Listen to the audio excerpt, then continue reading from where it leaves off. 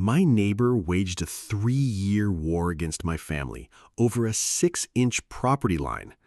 He thought he'd finally won. He had no idea what I'd been quietly building the entire time. I have thought long and hard about how to begin this, and I keep coming back to the same place: the wheelbarrow. Specifically, a wheelbarrow full of topsoil that I moved approximately 8 inches to the left on a Saturday morning in May 3 years ago because I was filling in a low patch along the side of my yard before laying down new grass seed. I was wearing old jeans and a flannel shirt, and I was listening to a podcast about the history of the Roman Empire, and I was, by every available measure, having a perfectly fine morning.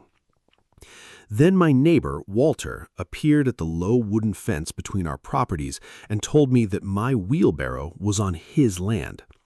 I took out one earbud and asked him to repeat himself. He repeated himself. He pointed at the ground. He explained with the particular energy of a man who has been waiting for this moment that the property line ran directly through the approximate location of my left boot, and that I was, at this moment, technically trespassing. I looked at my boot. I looked at Walter. Walter was 63 years old, retired from a career in municipal water management, and had moved into the house next to ours in the Portland, Oregon suburb of Beaverton approximately 8 months earlier, following the death of his wife. We had brought him a casserole when he moved in. He had seemed grateful. He had seemed, at the time, like a perfectly normal person. I want to be careful not to be uncharitable here, because I have spent 3 years trying to understand Walter, and the closest I have come to an explanation, not an excuse, but an explanation, is grief. Walter had been married for 31 years. He had retired. His wife had died. He had moved to a new house in a neighborhood where he knew no one, and he had found himself at 63, alone and purposeless, and with a great deal of unstructured time. People in that situation sometimes find hobbies. Walter found me. But I didn't know any of that in May. In May, I apologized, moved the wheelbarrow, went back inside, and told my wife, Gina, that the new neighbor seemed a little intense. Gina said we should give him time. I agreed. Walter did not need time. Walter needed a project. Over the following 6 weeks, he called the City of Beaverton's Code Enforcement Office 3 times. The first call concerned my fence, which he alleged was partially on his property. The second call concerned a tree in my backyard whose branches extended over the property line, which he alleged constituted an encroachment.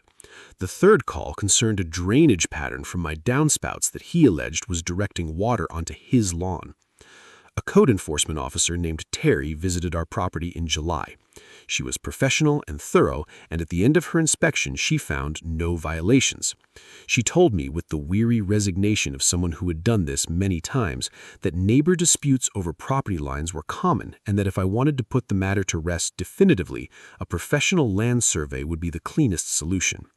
I thanked Terry. I did not yet commission the survey because I still believed, with the irrational optimism of a person who has not yet fully grasped what he is dealing with, that Walter would settle down. Walter did not settle down.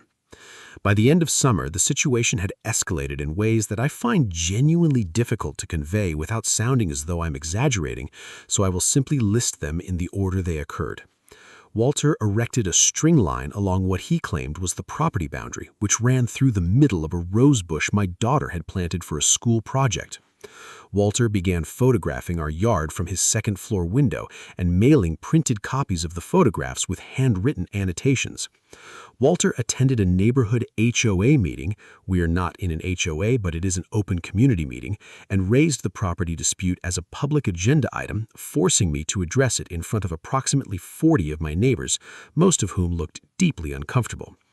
Walter placed a sign on his side of the fence reading in large printed letters, "Property boundary, please respect."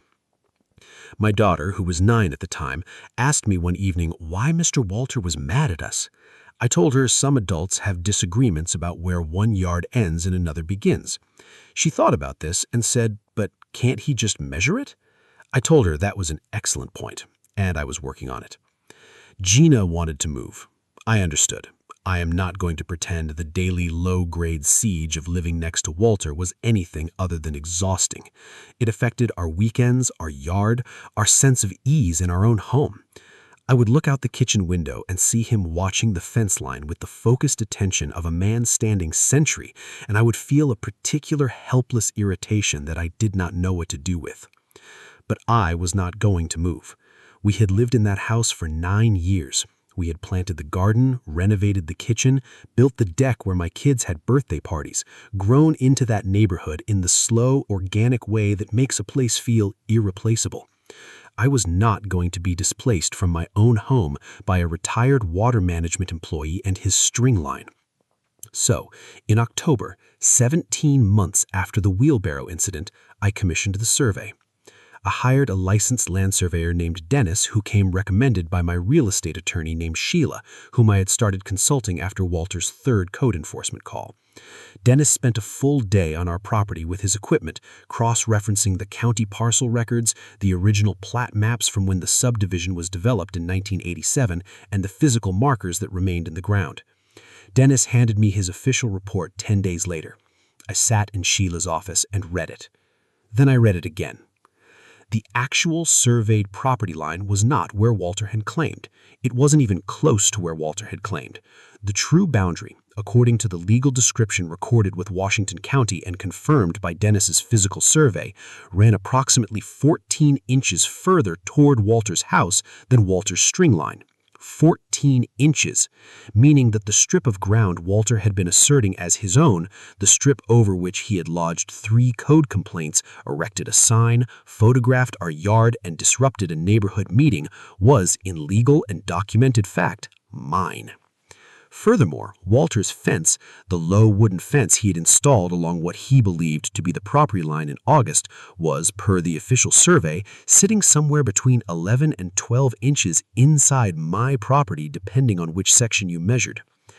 I want to describe what I felt when I understood this fully. It was not glee exactly. It was something quieter and more structural than glee. The specific sensation of a truth that has been present all along finally becoming visible, like a photograph developing, like a foundation being exposed. Sheila explained my options. I could demand Walter remove the fence, as it was encroaching on my land. I could file a formal complaint with the county. I could pursue a civil claim for the cost of the survey and any associated legal fees, given that the dispute had been initiated and sustained by Walter's incorrect assertions. I could do all 3. I could also, Sheila noted with characteristic practicality, simply do nothing. Retain the survey documentation as permanent protection against any future claims, and decide whether removing a fence and escalating a neighbor dispute further was worth what it would cost in time and stress. I thought about it for 2 weeks. Then I knocked on Walter's door. He answered in his bathrobe, which told me it was later in the morning than he usually received visitors. He looked at me with the guarded, slightly triumphant expression he'd developed over the past year, the expression of a man who believes he has the upper hand. I handed him a copy of the survey report. I gave him a moment to look at the cover page, at Dennis's credentials and license number, at the Washington County stamp. Then I pointed to the relevant section, the one showing the true boundary line, illustrated clearly in the survey diagram, with both our properties and the fence line marked in their actual measured positions. Walter looked at the diagram for a long time. I told him I was not there to fight. I told him I was there because I believed in resolving things directly, which is why I had not yet contacted the county or spoken to an attorney about the fence removal, though I had consulted one and understood my options clearly. I told him I wanted to propose something simple.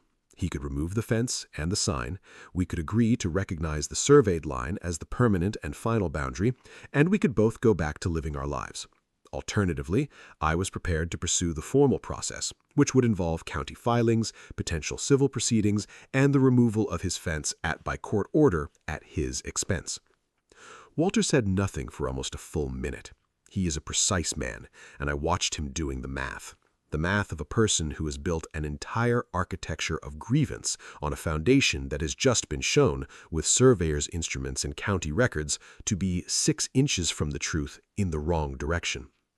He said, quietly, "I'll have the fence moved." I said, "I appreciate that, Walter." I started to turn to leave.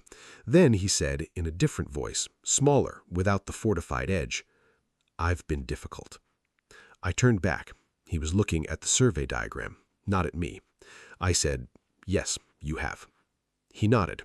He said his wife used to tell him he didn't know when to let things go. He said he thought she was probably right.